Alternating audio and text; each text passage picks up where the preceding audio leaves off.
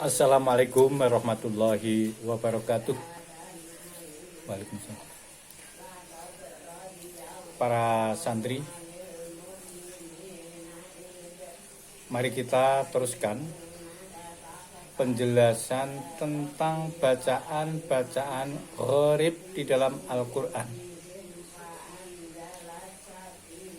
yang kita kenal dengan qiraah sab'ah. Imam-imam qura' yang berjumlah 7 atau bisa disebut dengan imam qiraah sab'ah adalah para imam qura' yang paling masyhur diantaranya dari imam-imam qura' yang lain. Di antaranya ketujuh itu adalah salah satu imam qiraah yang paling banyak diikuti bacaannya. Beliau adalah Abu Bakar Asim bin Abi An-Najud atau yang lebih dikenal dengan nama Imam Asim. Ini yang perlu kita. Imam Asim berasal dari Kufah dan pernah berguru pada Imam Abu Abdurrahman As-Sulami yang merupakan murid dari sahabat Ali bin Abi Thalib. Jadi langsung sanadnya kepada sahabat Ali bin Abi Thalib. Imam Abu Abdurrahman juga belajar Al-Quran dari Imam Zur bin Hubaish yang merupakan murid dari Abdullah bin Mas'ud. Nih, sebelum kita lebih lanjut, kita jelaskan dulu sejarahnya. Imam Asim mengajarkan Al-Quran yang sanadnya berasal dari jalur sahabat Ali bin Abi Thalib kepada muridnya, yaitu Hafiz bin Sulaiman yang kita kenal dengan Imam Hafiz. Sedangkan sanad yang berasal dari sahabat Abdullah bin Mas'ud, beliau mengajarkan kepada Abu Bakar bin Iyasi atau Syu'bah. Para ulama yang masyhur pada masa tabi'in banyak yang pernah berguru kepada Imam Asim. Di antaranya adalah Imam Hafiz bin Sulaiman, Abu Bakar bin Iyasi atau Syu'bah, Al-Amas, Nu'aim bin Maisarah, dan Atok bin Abi Rabah. Nah, di antara murid-murid Imam Asim tersebut hanya Hafiz dan Syu'bah yang paling masyhur dan menjadi perawi utama. Nah, qiraah Asim, riwayat Hafiz mulai berkembang dan menyebar luas pada masa pemerintahan Turki Utsmani yang didukung oleh banyaknya cetakan-cetakan Quran dari Arab Saudi sampai menyebar ke seluruh dunia. Nah, waktu penyebarannya terutama pada musim-musim haji. Maka pada masa itu termasuk juga negara-negara jajahan itu kalau naik haji itu sangat diawasi. Kepulangannya sangat diawasi. Karena dari sanalah belajar Al-Quran, yang Al-Quran itu intinya adalah strategi untuk mencapai kebahagiaan dunia dan akhirat, kemakmuran dunia dan akhirat, termasuk pedoman hidup bagi umat Islam. Qiraah Imam Asim, riwayat Hafiz, tadi sudah saya sampaikan mulai berkembang menyebar pada masa pemerintahan Turki Utsmani. Nah, pada musim-musim hajilah kesempatan untuk mengkaji Al-Quran secara tuntas. Sedangkan arti gharib menurut bahasa artinya tersembunyi atau samar, aeng.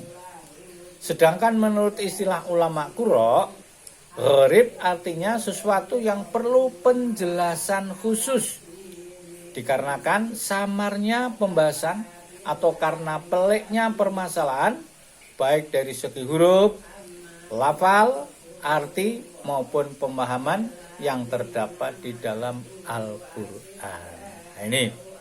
Adapun bacaan-bacaan yang dianggap gharib, tersembunyi atau samar dalam qiraah Imam Asim, riwayat Hafs, diantaranya adalah ada yang namanya imalah,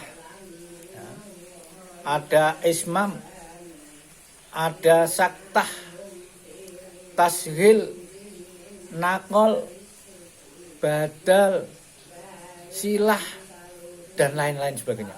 Nah, ini yang nanti sedikit banyak kita kupas.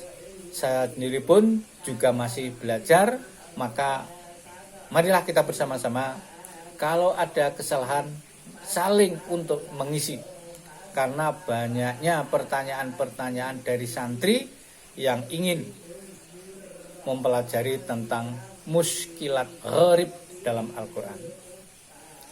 Perbedaan bacaan-bacaan dalam qiraah Imam Asim, riwayat Hafs dengan imam qiraah yang lain lebih pada letak bacaan-bacaan tersebut. Antara lain, menurut Imam Asim, riwayat Hafs, yang pertama adalah bacaan imalah. Imalah menurut bahasa berasal dari lafal amala. Amala yamilu imalah, artinya memiringkan atau membengkokkan. Sedangkan menurut istilah, memiringkan fathah kepada kasroh atau memiringkan alif kepada ya. Bacaan imalah banyak dijumpai pada qiraah Imam Hamzah dan Al-Kisai, yang diantaranya lafal-lafal diakhiri oleh alif lainah.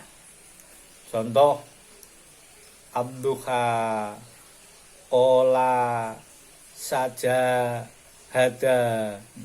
Sedangkan pada riwayat Imam Hafs hanya ada satu lafal yang harus dibaca imalah, yaitu lafal majreha atau majroha dibaca majreha.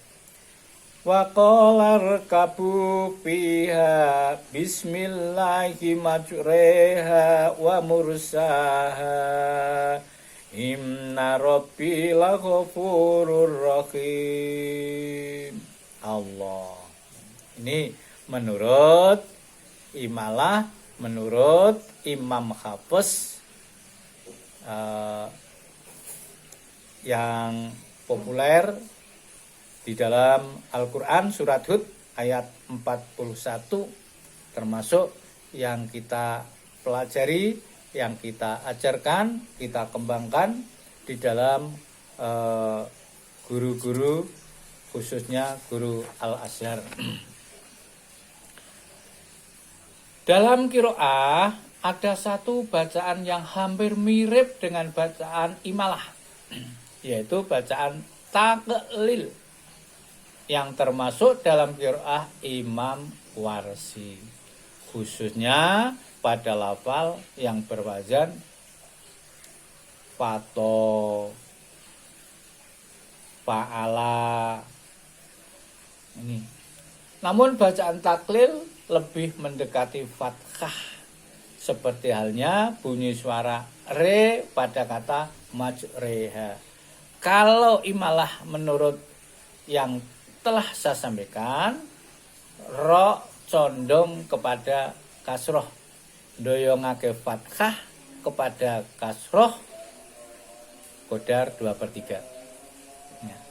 Kalau bacaan taklil itu cenderung kepada fathah. Sebab itulah imalahnya lafal majriha diantaranya adalah untuk membedakan antara lafal majriha atau majroha yang artinya berjalan di darat dengan lafal majroha yang artinya berjalan di laut. Kalau majruha berjalan di darat, majreha berjalan di laut. Dalam salah satu kamus bahasa Arab dijelaskan bahwa lafal majruha berasal dari kata jaro yang artinya berjalan atau mengalir, dan lafal tersebut dapat dipakai dalam arti berjalan di atas daratan maupun berjalan di atas air atau laut. Namun kecenderungan perjalanan di permukaan laut air tidak stabil seperti halnya berjalan di daratan. Terkadang diterjang ombak kecil atau ombak yang besar, atau mungkin terkadang terhempas angin, sehingga sangat tepat apabila lafal majruha diimalahkan menjadi majreha. Ini asal sejarah, asal mula, dan semoga ini bisa kita menjadi pengalaman ilmu dan kita amalkan bersama-sama. Jadi tidak hanya ikut-ikutan membaca majreha, tapi tahu persis ilmunya. Ya. Jadi kita tidak boleh hanya ikut-ikutan buta, harus mencari di mana sumbernya, bagaimana asal mulanya, sehingga pada pembahasan saat ini hanya baru kami bahas khususnya masalah imalah. Dan tanggapan, mungkin pembenaran, pembetulan, kritikan dari siapapun yang mengikuti, membaca, mengikuti apa yang saya sampaikan ini, masalah bacaan huruf dalam Al-Quran, kami sangat berterima kasih. Ada benarnya dari Allah, namun ada kesalahannya dari kepicikan saya pribadi. Semoga Allah membimbing kita sehingga tidak akan salah lagi dan mengampuni kesalahan-kesalahan yang mungkin saya sengaja atau tidak sengaja. Wallahu muwaffiq ila aqwamit thoriq. Wassalamualaikum warahmatullahi wabarakatuh. Adapun pembahasan berikutnya insyaallah masalah ismam. Alhamdulillahirabbil alamin.